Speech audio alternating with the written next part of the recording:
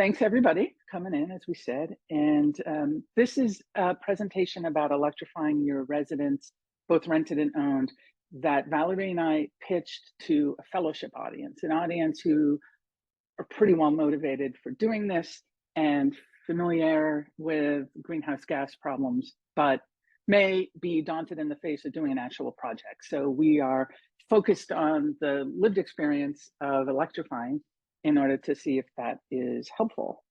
And I guess we are on our way. Next slide. So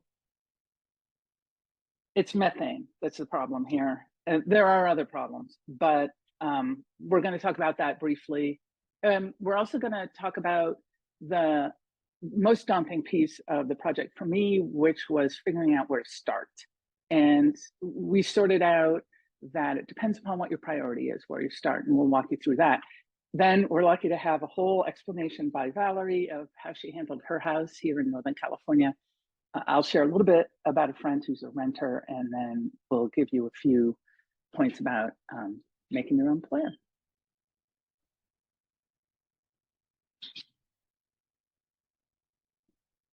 When we started the fellowship, Jonathan Foley was a fantastic speaker, and he said something that was pretty meaningful to a number of us, judging by the chat on the platform, which is that we need to look for emergency brakes, solutions to climate change that are ready to go, that will have an immediate impact and are actionable. I took down to the individual level. As I said, methane's the problem here. It is much more powerful than CO2 as a greenhouse gas. And this was something I learned for this presentation, then it does us the excellent favor of decaying into CO2 and sticking around for another 80 years. So it's ghastly, literally. The US gas consumption, which may or may not be indicative of the globe, is 15% residential.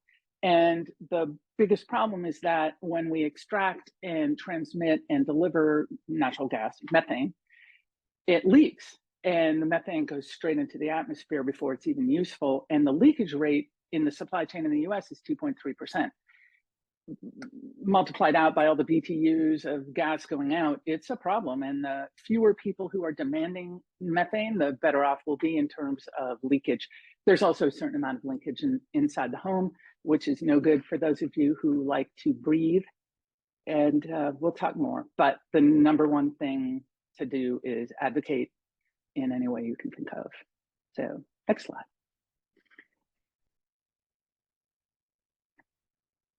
Pretty obvious to us. It's a worthwhile undertaking. It is not without effort and possibly money, depending on how you do it.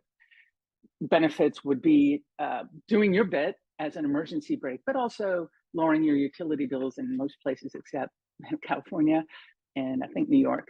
Electricity's less expensive than gas. That's the other way around in some places. You've got healthier indoor air because you're not breathing the methane and then all the wonderful other gases that come out when you combust. And so for owners, you get a repayment on anything you invest when you sell your house.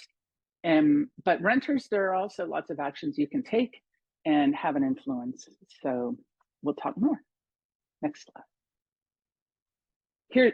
Here's the crux of it. If you want to demethanize, where do you start? And the question is, what's your priority? So if you want to kill the methane as fast as possible, then you would spend more money up front. But if you want to balance your impact with your spending, there's a different path you might take. If your focus immediately is improving your indoor air quality, which you may want to consider, there's a different path. And then finally, a more general becoming energy resilient using cleaner energy.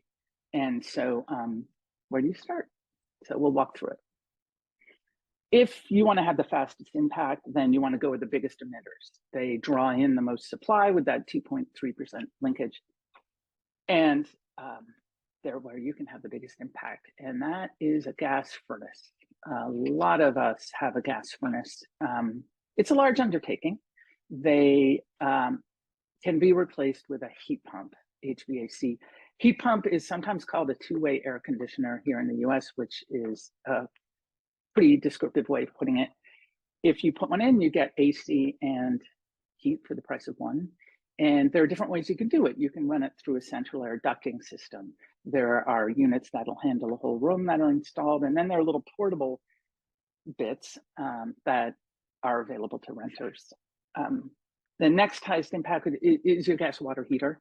And there's a tremendous amount of efficiency over a standard electric water heater if it's an electric, and obviously your gas. So there are lots of demand response programs to encourage people to put in heat pump water heaters so that you get money back for letting your utility control when your hot water heater goes on.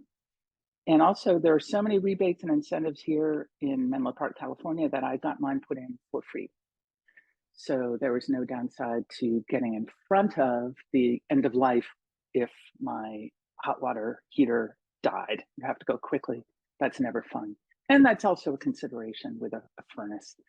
If it gives out, if you're approaching end of life, you got to be careful not to be in a hurry.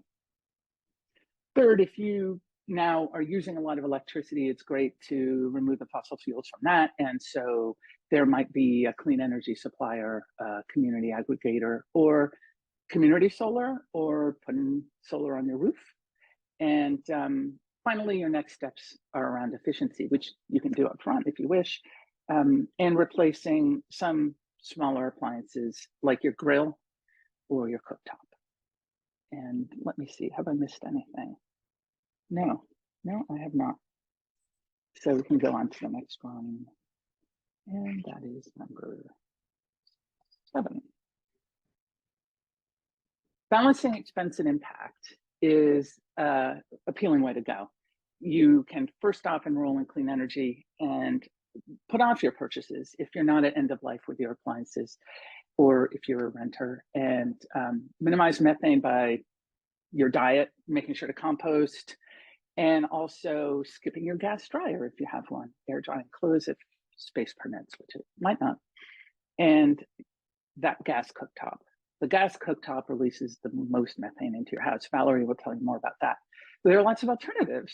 Once we started thinking about it, we discovered your Foreman grill is a great way to go, air fryer, and there's even a contraption called a Thermomix, which is, I think, more popular, is invented in Italy. It's more popular in Europe, but it's a gizmo about this big, and it will cook and chop and stir and even steam. So that's a wonderful alternative. And if you're going to buy, then you can start small and move your way up in the way that we described before. So next slide. If you rent, there are alternatives. First off, advocacy in the community, adjusting your diet, putting in your LEDs, subscribing to community solar, and having a conversation with your landlord. There are advantages, and you can look up on many wonderful resources for electrification, how to structure this conversation. RMI has a good one, Rewiring America, Quick Carbon, and I think in other parts of the country, you might get that information from your local utility. That's all I have to say on that. Next slide. This is Valerie. And you're muted, my friend. You're not muted. You are muted. You are definitely muted.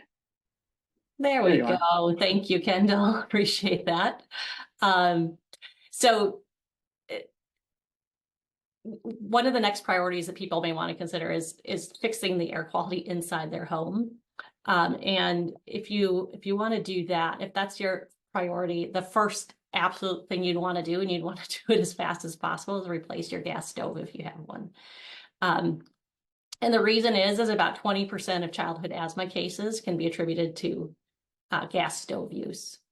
And also, they're incredibly inefficient. So only about 30% of the gas that you use actually heats the food, and the rest of it heats up your kitchen. So the option today is an induction cooktop, which is not your grandparents' electric stove. It's they're very efficient. They use magnets to heat up your pans. They're super fast. You can boil water within minutes. They're efficient. I believe the stats are they're like 3 to 5 times more efficient on energy use than using a gas stove. So that would be your number one priority if you're really concerned about the air quality in your home. Secondly, then you'd look at your HVAC, your water heater, and your dryer, as Susannah mentioned. The thing about these is, for the most part, they're by law, they're required to be vented outdoors. So actually, most of the air pollution that they're generating is going outside. Bad for the environment outside, not as bad for you inside your house as the gas stove. That's why we put those first. But we did see some data that up to 15% of all homes that are built after 1980 actually have malfunctioning gas appliances in them that result in leaking inside the home as well, which is a really important reason that you should have a detector inside your home. Our gas furnace just recently malfunctioned, and the only reason we knew was because we had the detectors inside the house that went off. So make sure you have those if you do have gas.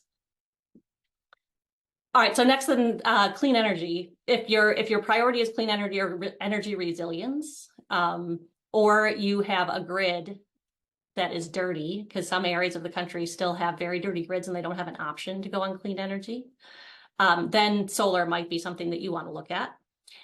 Whether it's the community base that Susannah talked about, or your own, if you have your own roof, your own rooftop solar.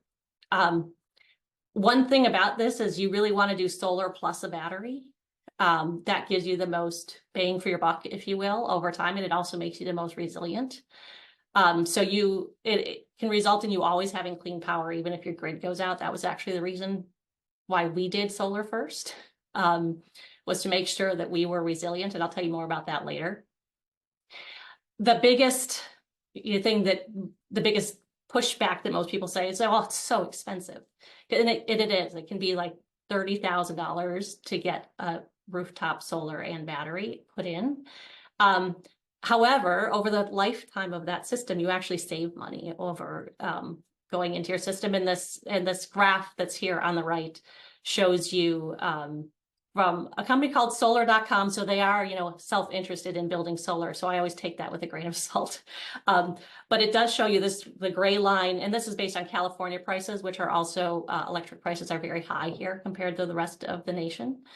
But the gray line is what a typical family of 4 would spend on electricity on gas, if their home is, I'm saying it incorrectly, on electricity, if they don't have any solar over the 20-year lifespan, which is the typical lifespan of, actually on the low end of the lifespan of a solar system.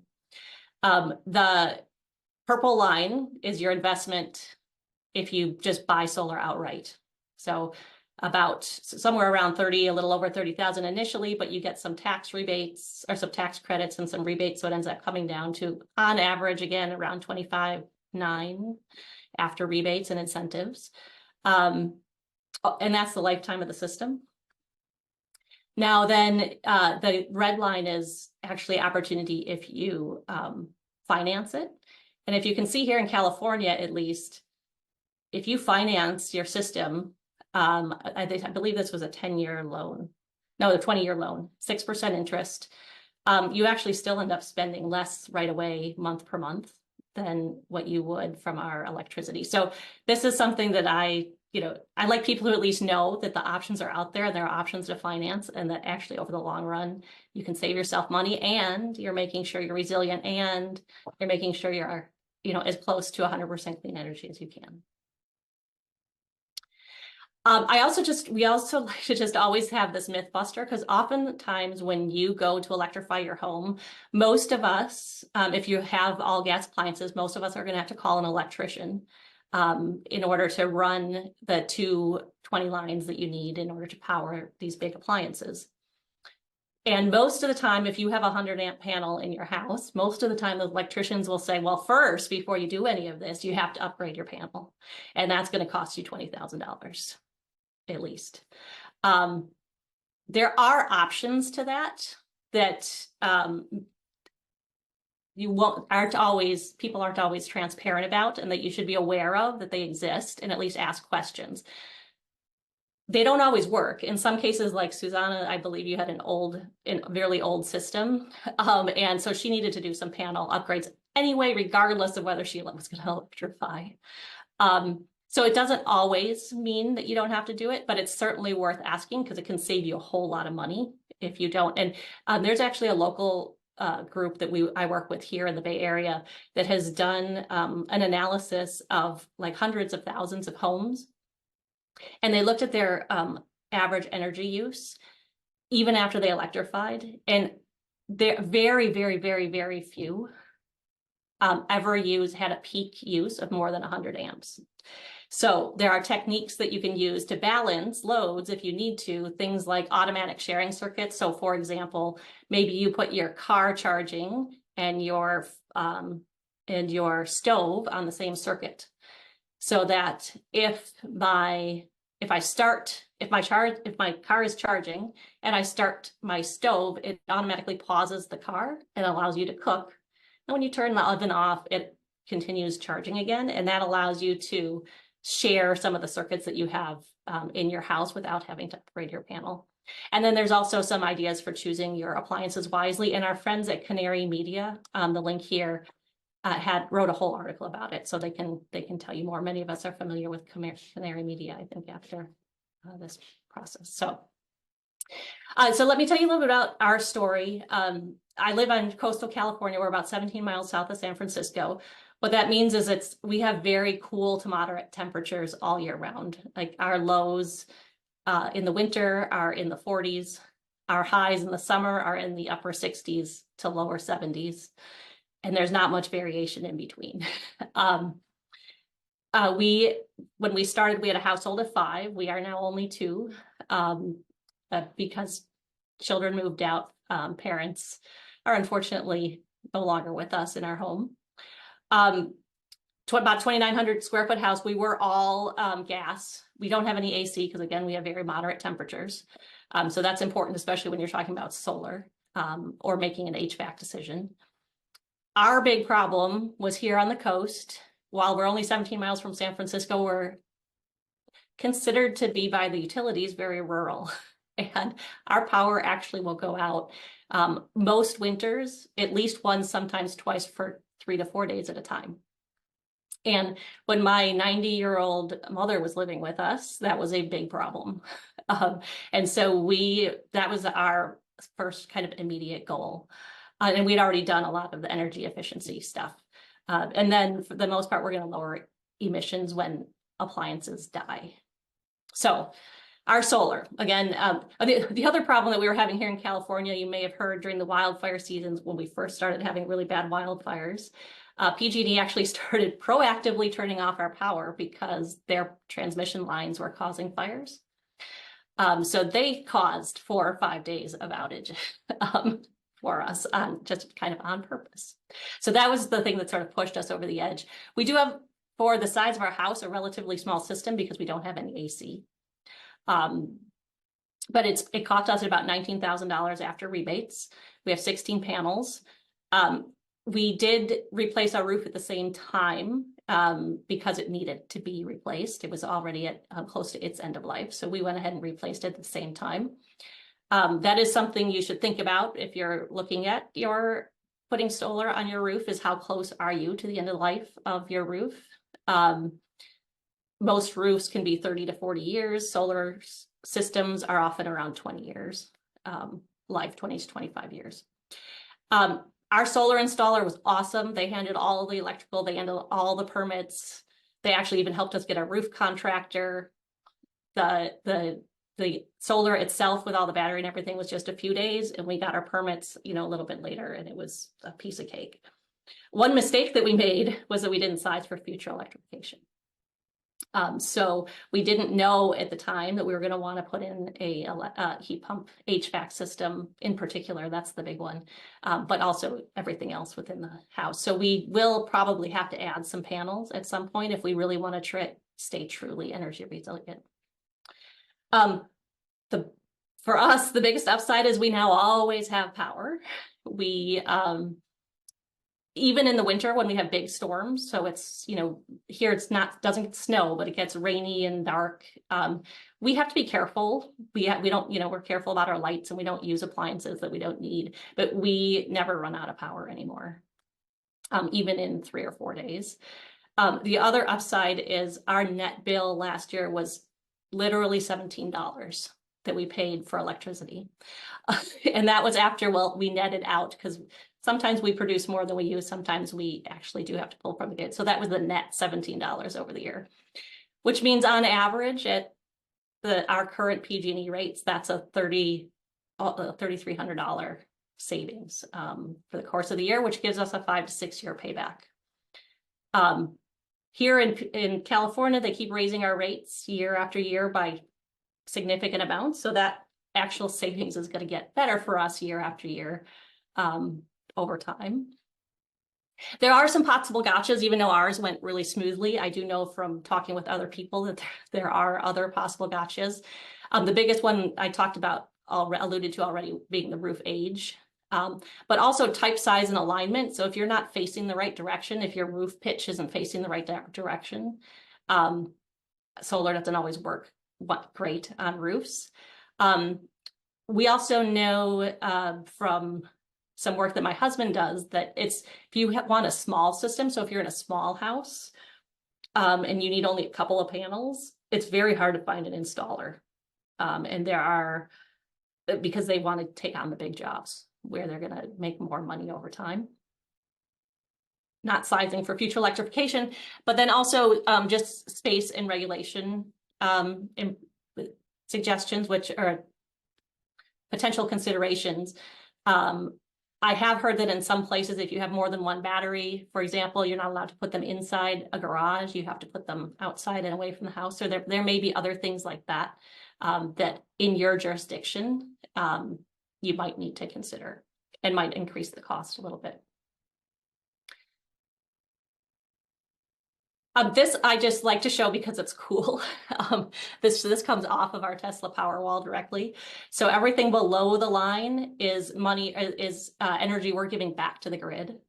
Everything above zero is energy we pull from the grid. So you can see in the winter we always pull from the grid, and in the summer we're always giving back. You can also see where we bought our car and where we installed our heat pump water heater. On average, over that 3-year period, we are just slightly over, netting out to zero, which is why we had the $17 bill basically last year. The biggest variance to this, though, because the reason I put the car and the hot water heater in here, I was trying to see what the impact was over time of adding those things. The car does make an impact. The more we charge the car, the less, the more we use net. The heat pump water heater honestly was like a wash. Its impact to our usage is so small compared to the car or just the change in weather. Like we had a really foggy year last summer, and so we didn't make as much solar during the summer as we normally would. So that heat pump water heater didn't really make a difference to us. The second thing for us was an electric vehicle, which is actually one of your biggest polluters. If you're using it, if you drive a lot, a gas engine is one of your biggest polluters. It's, even though technically it's not inside your house. We include it because you do have to add that, you do have to end up charging it, which draws power from your house. For us, we had an electrician. We chose to use just a standard plug instead of buying a specific charging station. So we just plug it into our wall, but we did have to have an electrician come out to do that. And they had to install the plug, plus California rules says you have to install 2 sub panels. So they had to do that, then connected it into our solar system. I calculate approximately, and I do have to say most of my savings calculations, the rest of these are approximate because of the solar. It's really hard for us to tell what it would cost us if we didn't have solar. So I used, average cost for electricity in my area. And I compared how much we would have spent on gas versus how much we used for electricity instead. So that's about $621 a year savings in essence. We also don't have any maintenance. So that's part of that savings. I literally have not seen any maintenance personnel for my car since I've owned it 20 months ago. And the other cool thing about Tesla is they now have the ability to charge directly on solar. So I like to say I'm now running on the sun. I never even have to, unless we're driving a lot, I can just power up from the sun, which is awesome. The main challenge with us for this one is the charging reliability off of the main highways, which I know we've talked about. For us, that's a big deal because we like to go camping and hiking and go off the beaten trail a lot. And so we do end up actually using our hybrid when we know we're going to be off in the wilderness. So that is one thing to consider. And then lastly, our heat pump water heater, and we did this because we had our gas heater was 12 years old, which is near the end of its life. So one of the things I'd suggest you know is get to know what the lifespan of your appliances are, so you can proactively plan for them. Because when you do change from gas to electric, it does require a little bit more effort than just swapping out an equivalent. So we weren't quite as lucky as Susannah. We must have come a little bit later. After rebates and tax credit, we still had to pay $15.57 for our gas, for our heat pump, but that's actually slightly less. It's around $2,000 to pay for a gas installed water heater here in the Bay Area. So it's still a little bit less than we would have paid had we had to replace it with gas. They do tell you to size up. So we had a 40-gallon tank. They suggested we size up to a 65-gallon tank, which means you'll need a little bit more space. They're a little taller. They're a little wider, slightly wider, more taller than wider than your current gas.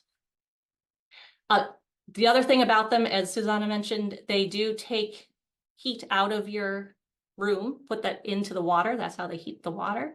And it takes cold out of the water and puts it back into your room, which means that it actually cools down the area around your water heater. And for us, it actually made it significantly cooler, even in our garage, that we noticed it. So we ended up venting the cold air outside, and that was just something we did through an existing vent that was there. The other thing to know about it is there is our minimum room sizes, which I'll talk about when I talk about the sort of gotchas. We happen to have a 220 plug already there because when they originally built our house, it was actually all electric. They ripped it out and put all gas in. Now we're going the opposite way again. So we were lucky we didn't have to have an electrician, but you will have to, if you don't have that already, coordinate an electrician to come in along with a plumber to come in to do the work. For us, it was about 3 weeks from initial contact to being installed, but the actual install time was like a day, but there was delay getting the equipment, getting them scheduled, et cetera. And my warning on this one is typical homeowner stuff, but do make sure you get multiple bids. There was $1,000 difference between the top and lower bid for us for this one. And I've heard similar things for HVAC and other systems that people have done. So the cool thing, cut our natural gas uses in half, actually.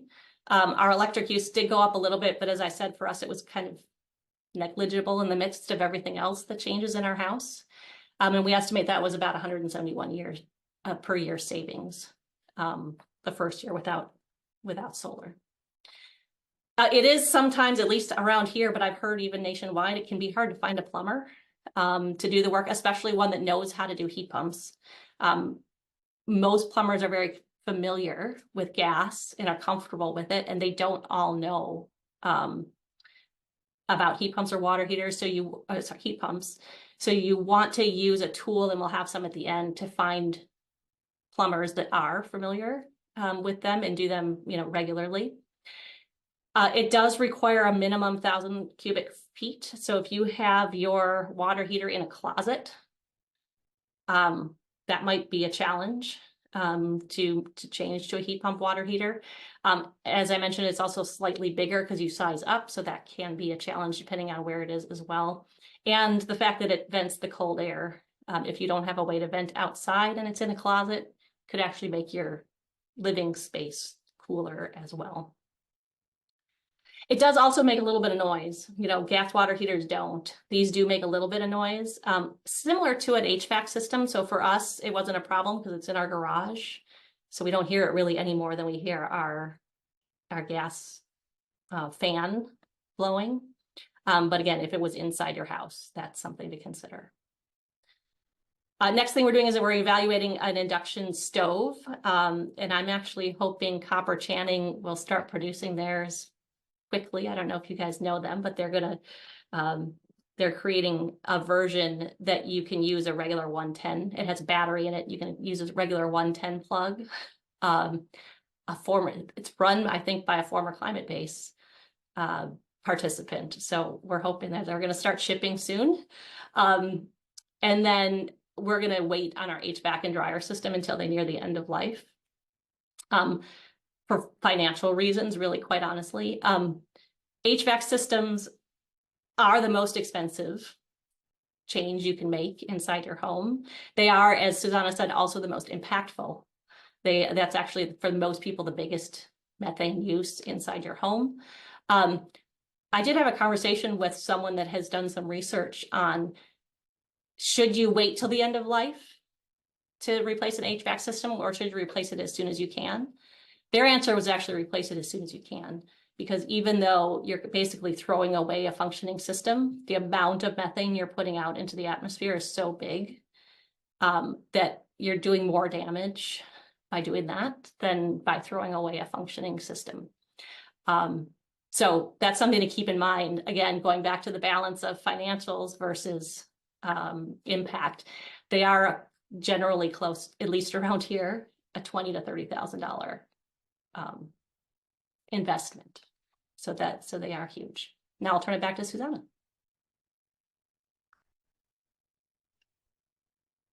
Thank you, Valerie. I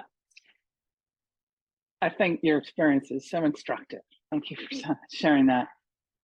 A word about rentals. Again, we have a friend who did some demethanization of an apartment in Los Angeles, where it's also a very mild climate, similar to Valerie's, maybe a little warmer. And her goal was reducing methane, but within the restrictions of her apartment, which turned out to be quite tight.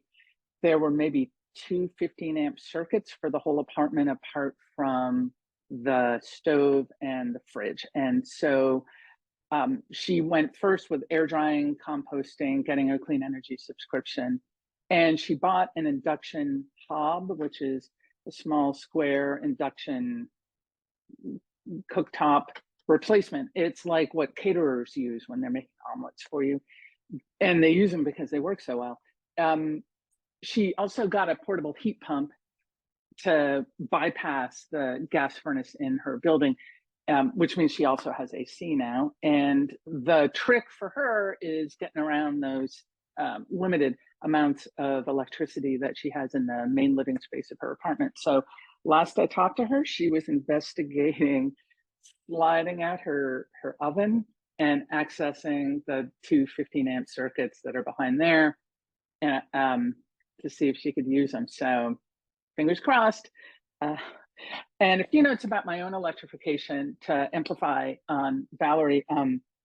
We were able to get a heat pump water heater that's actually a 15-amp, and they're a little hard to find, which meant that we didn't need to have any electrician.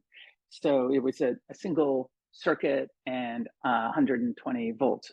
Kind of cool, and it works like crazy. It's great. It is wonderful, and it doesn't make that much noise. Like Valerie said, ours is much more similar to what a refrigerator would make, which makes sense because it is a refrigerator working backwards. And finally, we do have an induction stove, and it is the best. You can wipe it clean. None of that nooks and crannies with gas, and it's incredibly sensitive. One thing with gas is for me, turning it down really low, the flame can sometimes go out. With induction, you can turn it down to, just to melt butter, or crank it up with incredible power. And yeah, we'll boil a pot of water in 90 seconds. I timed it. Pretty exciting. So I think that's, say one more thing. Nope, that's all. Next slide. Okay, so for your plan, to round this up for you, if you're looking to plan, choose a priority. That'll help you with the scoping.